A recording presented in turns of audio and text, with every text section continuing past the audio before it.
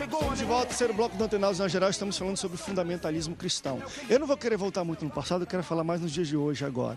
Mas é interessante só a gente lembrar, e eu acho que isso também é um outro ranço, eu acho que o bispo falou de alguns na questão da reforma e do protestante, a reforma protestante, mas a questão de como nós entendemos fundamentalismo extremista, como talvez hoje são alguns grupos extremos do Islã, começou no cristianismo, na verdade, né, com cruzados e outras coisas, mas o cristianismo acho que foi a primeira religião a querer se tornar teocracia, né? Tornar todos teocracia. Eu acho que isso é um ranço que nós também não temos que apagar. Temos que lembrar que já aconteceu, isso que está acontecendo hoje, talvez, no Islã, já aconteceu dentro do cristianismo e nós vimos o resultado horrível que foi. Daí a gente vê, poxa, onde é que vai chegar esse troço? Não vai dar certo, porque parece que se repete, né? Como falou uma vez, eu estava vendo um jornalista da Veja falando que, olha, o Islã é a mesma coisa que o cristianismo, só que eles estão 500 anos atrasados, né? No sentido de já aconteceu isso antes de querer implantar uma teocracia e não dá certo. Interessante que você não vai ver no Alcorão falando sobre mulher usar burca, vai ver na Bíblia, Paulo que falou isso e tal, que as mulheres têm que ficar caladas, têm que usar véu em lugar de... Enfim, então... E a gente vê que hoje o Islã, na sua grande maioria, ao longo dos anos, as mulheres em alguns países até hoje, né, são obrigadas a usar, e na verdade você não vai ver isso no Alcorão, então acho que você tem... Mas nós temos... O que fizeram com a Bíblia, fazem com o Alcorão. Nós temos o califado dentro da igreja. Veja, nós temos o califado dentro da igreja. Nós não já tivemos, nós temos. Recentemente morreu um líder de uma denominação, e hoje a denominação está empolvorosa, porque ela está com medo de simplesmente se diluir em muitas. Ela tem mais de 18 mil templos espalhados no mundo inteiro. Nós vamos falar sobre isso ele enquanto vivo, eu não sei por que não entrou na Bíblia apologética a igreja dele como uma seita, porque o princípio de dizer que todas as outras igrejas, a congregacional, que é uma igreja histórica, a Assembleia de Deus, a Batista, a Presbiteriana, dizer que todas essas igrejas são mundanas, que os pastores são mundanos e que o Espírito Santo só trabalha ali, que ali é a única igreja, eu não sei como é que não entrou. Eu não sei como é que a Bíblia apologética não citou a denominação como uma igreja, como uma heresia. E aí ele puxou para ele toda essa realidade, todo esse fundamentalismo, e agora que morreu, toda a denominação está olhando e dizendo, quem que vai pregar agora dentro daquela redoma de vidro blindada? Essa é a banda podre, né, do fundamentalismo que a gente hoje é acusado como cristãos de sermos. Porque, para mim, sabe, eu acho que a gente precisa diferenciar o que a palavra quer dizer e o que as pessoas pensam dela. Então, se eu estou dizendo que eu sou um fundamentalista no que a palavra quer dizer, eu sou. Porque eu permaneço nos fundamentos da palavra de Deus, eu não removo os marcos antigos. Eu acho que a gente precisa pensar no sentido original da palavra, não no que ela se tornou para a sociedade moderna. Então, hoje, ser fundamentalista é muito mais ser islâmico, muçulmano, do que cristão. Não é? Então, o islamismo hoje adere muito mais a esse termo do que o cristianismo. O cristianismo hoje é um cristianismo aberto, possível, liberal, infelizmente. Sim. Se eu generalizar, e se eu pegar pela maioria, hoje pode tudo. Igrejas cristãs de todo tipo, de toda forma, né? Até para homossexuais, tem igrejas cristãs. Né? Ontem eu passei em frente uma lá, contemporânea, no sinal, perto de Campo Grande, em Campo Grande. Enfim, então 800 membros, né, pastor? Tem para todo 800 gosto, membros. tem para todo tipo, todo mundo que quer pode ser cristão. Isso não é um cristianismo fundamentalista, não é? Isso não é um cristianismo fundamentalista, que permite às pessoas se dizerem cristãs sem terem princípios cristãos. Agora, vai fazer isso no islamismo. Aí você vai encontrar um fundamentalismo de verdade. Aí você vai ver o que é ser fundamentalista. Agora, entenda, no meu sentido de fundamentalismo, naquilo que eu entendo que a palavra quer dizer, aquele que guarda os fundamentos e não abre mão deles, eu vou continuar sendo. Quando eu disse sobre califado, o André, deixa eu deixar claro uma coisa. Quando eu digo, eu penso que a igreja, nós como igreja, a fala do pastor é importante. Se você chegar lá no Islã e tentar criar uma linha liberal no Islã, você vai morrer. Vão te matar. Aqui não, aqui a gente mata o simples, o humilde, O que eu penso é que a igreja, nós precisamos repensar a igreja.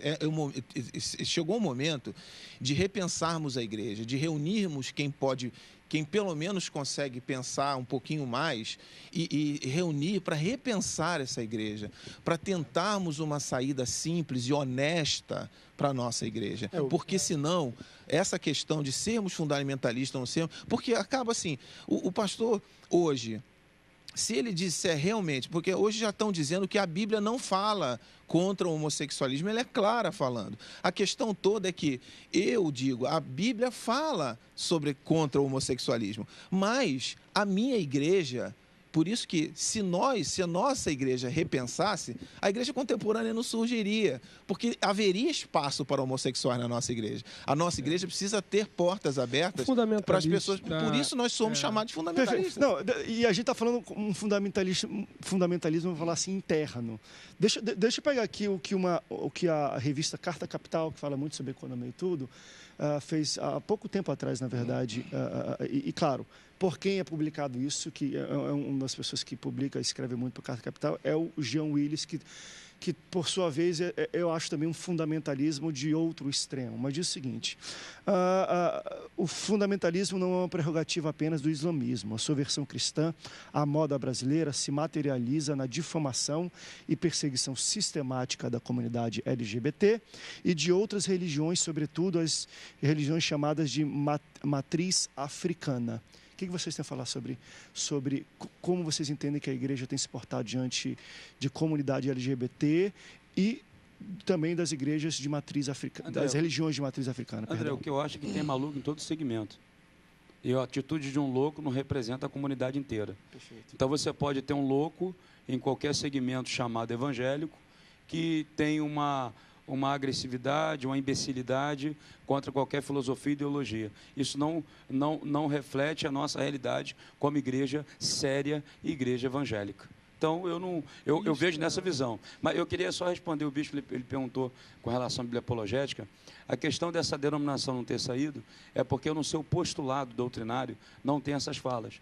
Tem na fala gravada, fala de vídeo, mas não tem no documento. Por isso que não saiu. Então, a coisa tem que ser documentada.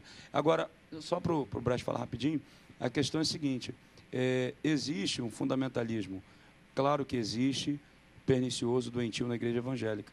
Existe, claro que existe. E hoje tem um outro, rapidinho, Braz, 2 segundinhos, tem um outro, André, daqueles que estão dizendo assim, não igreja, não instituição, não pastor, não isso, não aquilo, fundamentalistas que estão vivendo dentro de casa, querendo criar sua igrejinha, dizendo que a instituição não presta. É um outro tipo de fundamentalismo, ok? Não instituição.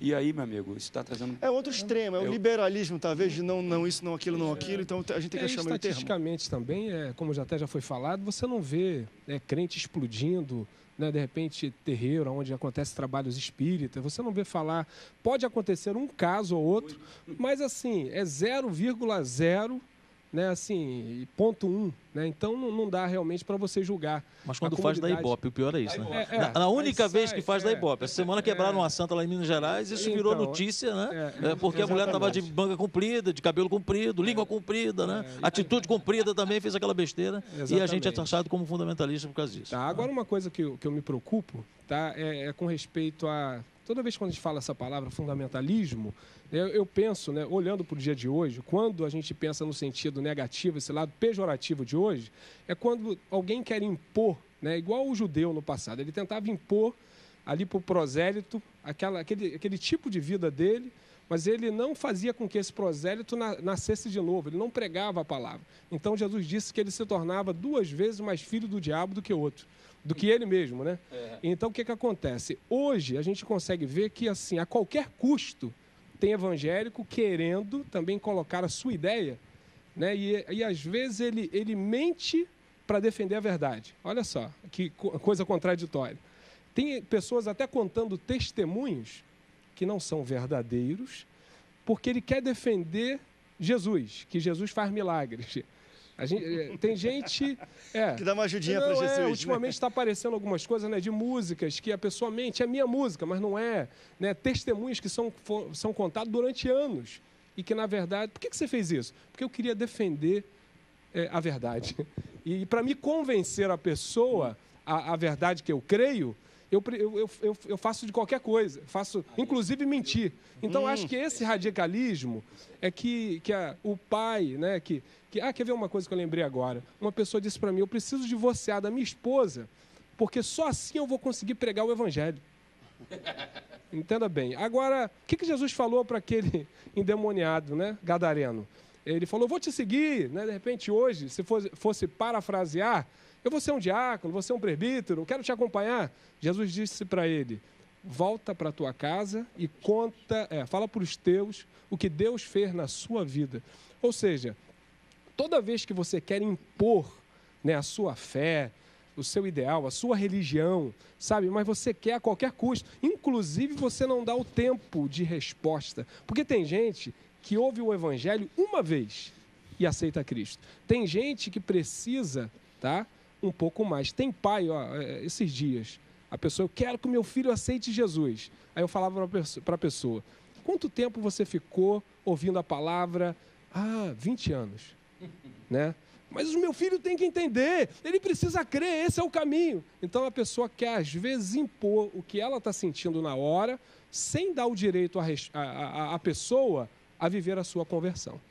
Vamos para um rápido break, daqui a pouco a gente volta para o último bloco e vamos continuar falando um pouco do que a gente vê de hoje em dia, que é fundamentalismo, mas me pulou algumas coisas na mente enquanto a gente estava debatendo, que de fato é aquilo, nós somos o que está na palavra, mas o que o pessoal pensa no dia de hoje, fundamentalmente, não é bem assim, mas no fim das contas nós somos, porque de alguma forma, baseados na Bíblia, nós fazemos julgamentos às pessoas. Se você não aceita Jesus, você vai para o inferno, ponto. Quem ouve isso fala, esse cara acha que é o dono da verdade, acha que é não sei o quê. Tem um certo fundamentalismo e extremismo na Bíblia, ou não? Será que isso também, claro, tem um modo de a gente poder apresentar isso da maneira certa. Não é agredindo os outros, não é indo para uma praça pública e gritando para todo mundo. Vamos para o intervalo, daqui a pouco a gente volta. Não sai daí, Montenados volta já já.